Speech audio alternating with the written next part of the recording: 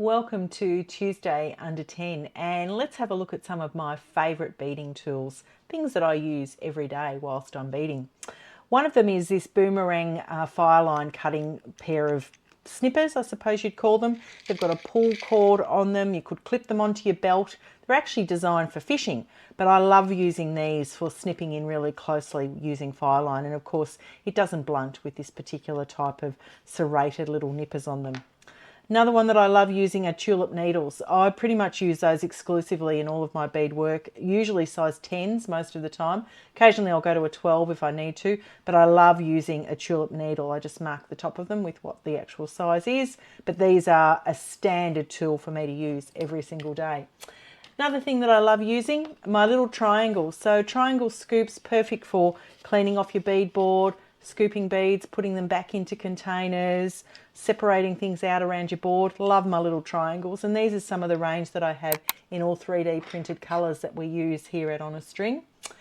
Another really fabulous tool that I use is my thread zapper. So again, it heats up, it's got a little button here to hold that down, heats up, and you can actually then snip off your fire line with the thread zapper.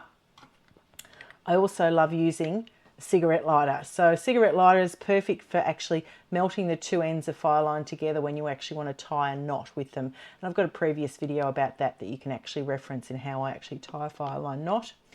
My number one beading tool that I use every day is an awl. So a beading awl, and I've got 4 here because I use them so regularly. I've got 3 of the small ones and 1 of the medium one. And these are fantastic for breaking a bead if you need to, for helping undo a knot, for spreading glue, just for sort of maneuvering your work. I can also use it to hold beading around. If I actually want to, bead a round surface, I can use this as a bit of a support for that as well. The beading awl, along with the cigarette lighter and the thread zap, sit in my little container here on my desk. So these are tools that I use every single day, along with my little scoop here, my snippers and my needles. They're just some of my favourite beading tools, and I'd love to hear what ones you use as well. Please make sure that you like and subscribe so that you get to see more of the Tuesday Under 10 tips from Paula at On a String. Bye for now.